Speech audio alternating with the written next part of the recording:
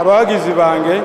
kyensooka okubasaba nti munsonyiwe naye ebyo bibaawo osobola ogenda ku mbaga okuwasa omukazi ne bigaana omuwala n'asigalayo.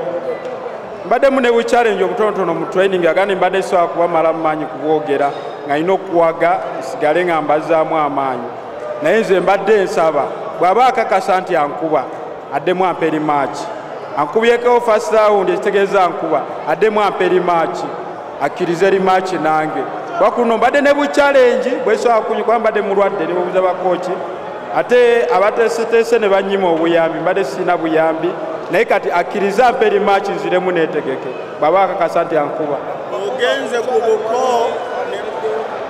ate ne bakugobya nti obuntu olabika waleese butono nga bwalayisi anti kati ku buko omukyala alemeddeyo olw'ebintu byendeese mbadde nsaba bampe chance endala nzireyo neeteeketeeke nyongere ku bintu byendeese mukakase ndisobola omugjawo ne mutwala ekitatambudde ekinjiyeyo magulu kuba bwe ntuuse mulingi olussemu in and out emirundi ebiri amagulu ne ganjuwayo olw'omusujja ogwannuma ne gumenyamenya amagulu ate obujjanjabi ne bumbula.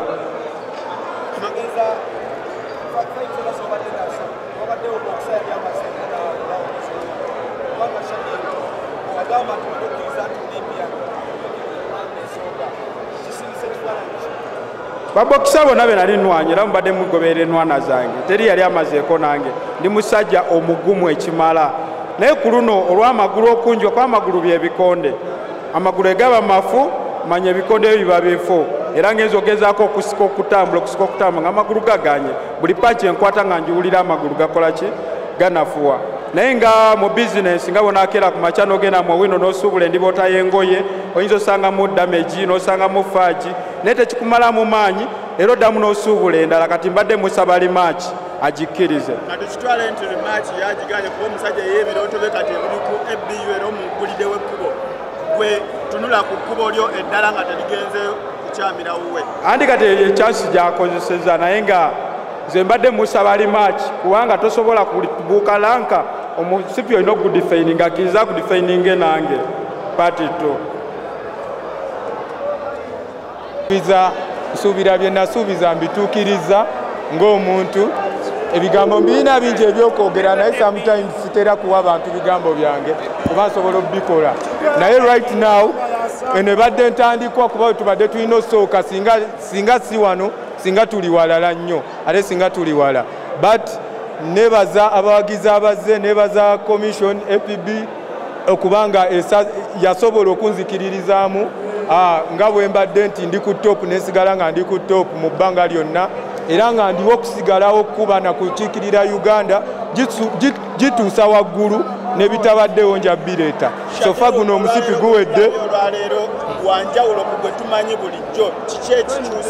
kino kye mbadde ngambagamba nti fight ezisinga ze mbadde nzanya ze mbadde si traininga nva buvi wange mbuliri nenzija nenzanya because nkimanyi nsinga buli boxer ali wano abasinga bonna mbasinga ebikonde but we mba ntraininze mba mulala nnyo nange nkimanyi yene ensonga lwaki nasazeewo traininga nkimeno title so that nkimane n'ogwa Africa soon ngenda kuba ngukima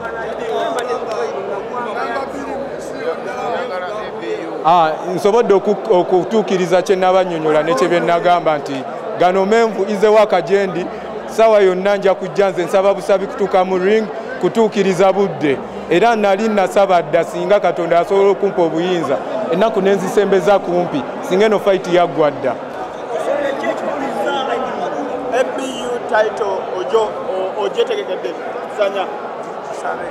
ABU title ngiyetegekedde era ngisaba njagala si biseera byawala kuba eno ye first stepping stone kasita ogufuna guno gwa national kyangu nnyo okuleeta ABU oba oli qualified okuguzanya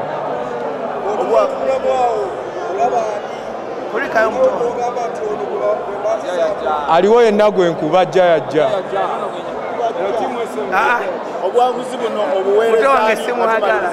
obuwanguzi buno ngenda buweereza buli muna Uganda asobodde okujja wano owagira ebikonde bino okutuuka essaawa zino ez'ekiro nabanga asazeewo bambi abeerewo ku Shadir Musa Bwogi n'okuba nga mumpagira nnyo neyanza Abannayuganda banaye mbagala nnyo bantu bange temujjanga okwo sigale nga twewagira omuzannyo gwa kabi